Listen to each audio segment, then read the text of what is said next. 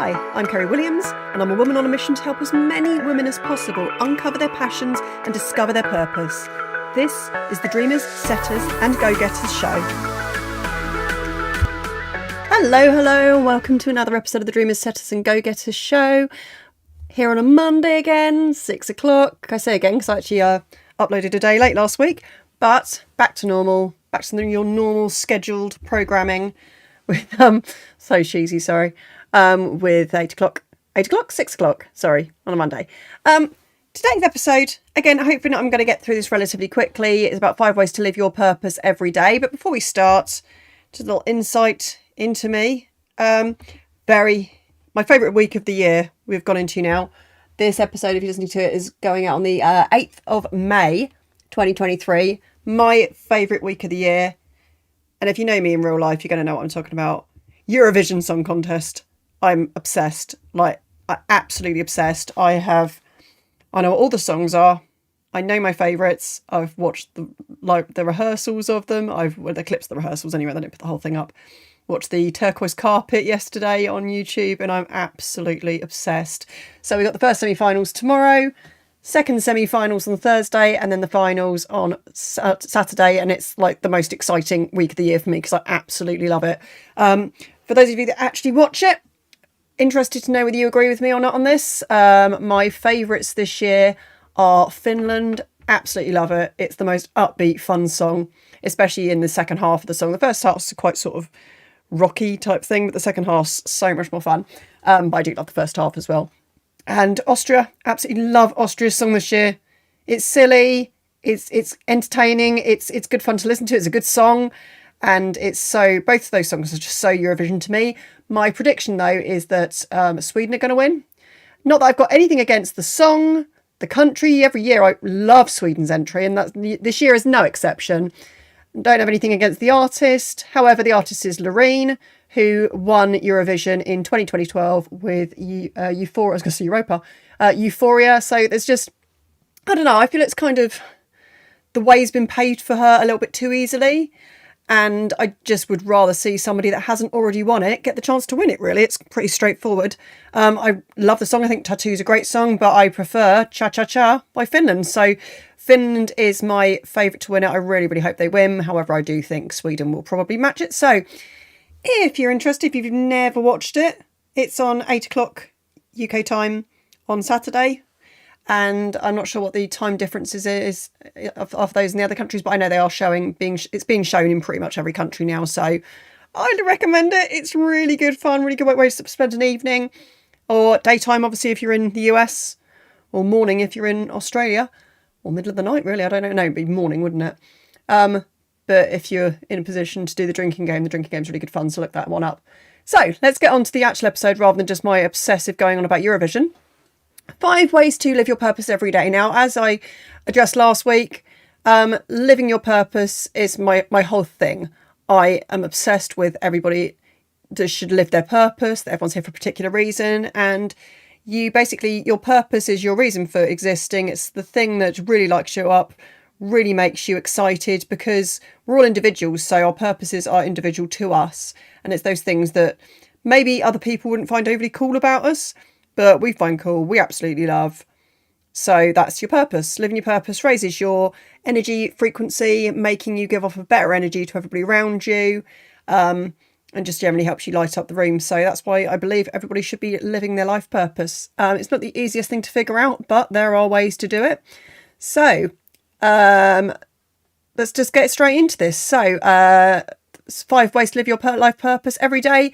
Number 1, understand your why. Now, if you don't know what that expression is, your why is your reason for why you are doing what you're doing, your reason for why your life purpose is your life purpose. So, for example, obviously my why is that I want to help other people discover their life purpose and change their mindset and just go after their dream life, because I believe everybody can achieve it. You know, obviously with the right tools and the right backgrounds. Unfortunately, there are obviously countries in the world where it's going to be a lot harder. But if you're in a position where you're listening to this podcast, so you have the internet, you're definitely in a position where you can live your life purpose. So your why is so important, because if you don't keep reminding yourself why you are doing what you're doing for the greater good, the greater purpose of this, the greater good, you will become discouraged, unmotivated, and it really won't help you with living your purpose. So, number one, the most important thing is to understand your why. A good way of defining your why is through vision boarding, I think is the way that I like to do it, is you put pictures of, I think have I even got an episode, a blog post about vision boards? Might do. I've got a book that will be up end of this week about vision boards. So check out Google for that. Search for Kerry M. Williams, although I will put a link below to my my Amazon store, sorry. For that, I'm bringing out a few books, so that should be good when they're all up. Vision boards are a great way because you can have it right up in front of you all the time. So where you work, or maybe next to your bed or something like that. Somewhere where you're going to see every single day these physical not manifestations, but that's the whole point, is to help you manifest things. But these physical representations of your why, what you want to achieve. So in my case, one of the things I think I said in last week's episode is that I want to get an annual pass for Disneyland Paris, and I get to go whenever I want to. So that's part of my why. Part of my why is that I obviously want to help people discover their life purpose, but obviously want to make money doing it, as everybody does. So on my vision board, I have a picture of Disneyland because that's supposed to symbolise that. So by creating a vision board, you, as I said, will have a physical reminder every day of why you're doing this. That's a great way of doing that. So number 2, set meaningful goals. Now this just helps you live every day with your purpose, because it's going to remind you of the steps you need to take to reach your dream life where you are living your purpose every single day.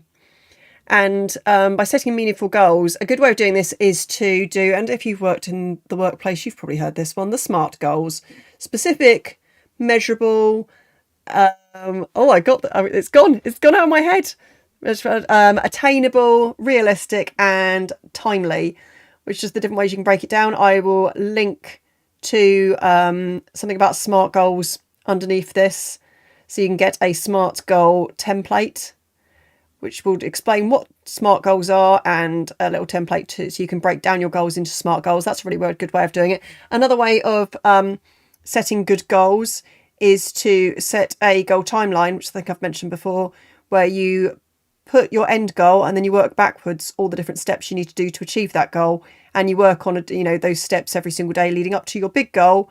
But you've broken it down so it isn't so overwhelming, and in each goal you reach, treat yourself. Celebrate that you've reached that goal, because these goals are not easy things to reach. Some of them are, but the big ones are difficult to reach, but they are so worth it. So that would be my best way of explaining setting meaningful goals to you. So number 3 is create a daily routine. Now this, you can do this in any way, whatever works for you, but there's a couple of really good books for this. The Miracle Morning by Hal Elrod. That's really good. Again, I'll put a link to that below. And Good Morning, Good Life by Amy Landino. That's a brilliant book. Absolutely love that one. She's all about creating a good morning routine. The good thing about having a morning routine is that it sets you up for success every day. So you can have a morning routine of, you get up, you maybe exercise, do some sort of exercise, do some reading, do some writing. So read a motivational book.